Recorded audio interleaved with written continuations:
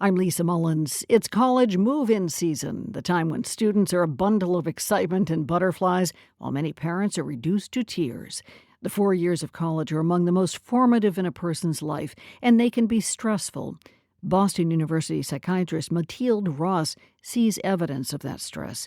She recently published a book called How to Thrive at College, a guide to the ups and downs of mental health on campus. Ross estimates the percentage of students who seek mental health care at BU's campus clinic has nearly doubled in the 18 years she's been there. She told WBUR's Lynn Jolliker why, and some of the reasons might surprise you.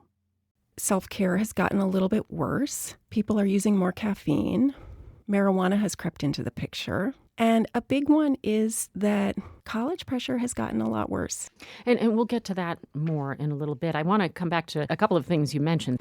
You spend a lot of time in your book talking about the fact that a somewhat large percentage of the students who come to you thinking they are dealing with a mental health crisis are actually dealing with issues that have fairly straightforward non-medical fixes, such as sleep and examining marijuana use. Can you talk about that a little bit? Sleep is incredibly important for everything from cognition to emotional modulation to regulating your appetite. And caffeine use has really taken off in this age group. When you don't listen to your body's signals and start using chemicals instead, it has consequences. One of the biggest things that causes students to come to our office is a combination of anxiety and or sleep problems. They often go together. Sometimes panic attacks. And sometimes panic attacks for sure. Of course, anxiety disorders are important, but many of the things that we're calling anxiety disorders are better explained by other things. Like, oh yeah, I really did start using all this marijuana when I came to college, and that really is when my panic attacks started. And I wonder if it would roll them back if I gave the marijuana a break or something like that. And you've seen a big change since the pandemic, and there has been a lot of focus on young people's mental health. But you argue that there's been so much focus on it that that's making people more anxious. But there is actual data from the CDC that documented an increase in depression and anxiety among young people. How do you square that with what you argue in your writing, that the kids are all right overall? So there is no question that the pandemic was a terrible time for young people, but they were over it about 2 years before everyone stopped talking about it. For most of my career in college mental health, I would get a couple calls a year from the parent of a teenager who was concerned about their kid.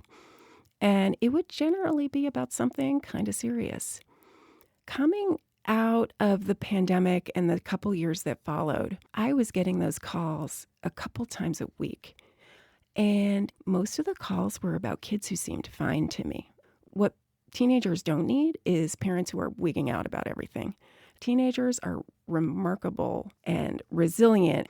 In our department, we see a lot of students, but at most it's 10 to 12% who has any kind of contact with us at all. So that means 90% don't. Mm-hmm. We do hear a lot about overparenting. Some people call it helicopter parenting. And clearly young people are feeling pressure during high school to be getting into the right colleges, to be doing all the right things, to be accomplished. What role does that play in all of this in students' mental health, and what are any other contributors to actual diagnosable clinical mental health conditions?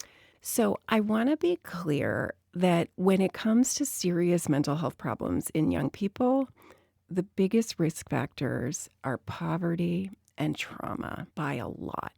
But the longer I spent writing and the more the themes were emerging in the stories I was telling, the more story after story connected the dots back to college pressure in some way. It's not just academics where there's this perception that you have to start getting straight A's starting in 9th grade. It's the sports, it's theater, it's robotics, it's the violin. The role of a parent isn't really achievement. The role of a parent is development. I meet all these young people who can do multivariable calculus but can't call 911. Or do their laundry when they get to or college. do their laundry when they get to college. So if the focus of their childhood has been on these very narrow things that lead to academic accomplishment at the expense of ordinary things like calling for a haircut, pumping gas, buying a plane ticket, if you reach 18 and you're going away to college and you haven't done any of those things, how on earth are you going to feel prepared? So the semester is getting underway. Whether you're talking to returning college students or new college students entering, what would your biggest advice be for them?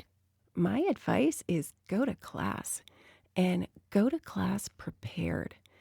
Inevitably, students who are a little bit uncertain about themselves are the ones who are a little bit more reluctant to go, a little bit more reluctant to kind of stick their leg out and be a part of it. And they start to believe pretty quickly that the other kids are just smarter than them, when actually just the other kids did the reading. Another thing I would say, and this will make you smile, if it's good enough for your dog, it's good enough for you. So your dog needs sleep, your dog needs play, your dog needs food and water. Those are the things you need. Your dog does not need high doses of caffeine or other substances.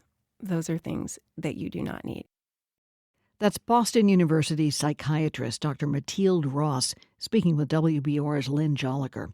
BU holds the broadcast license for WBUR.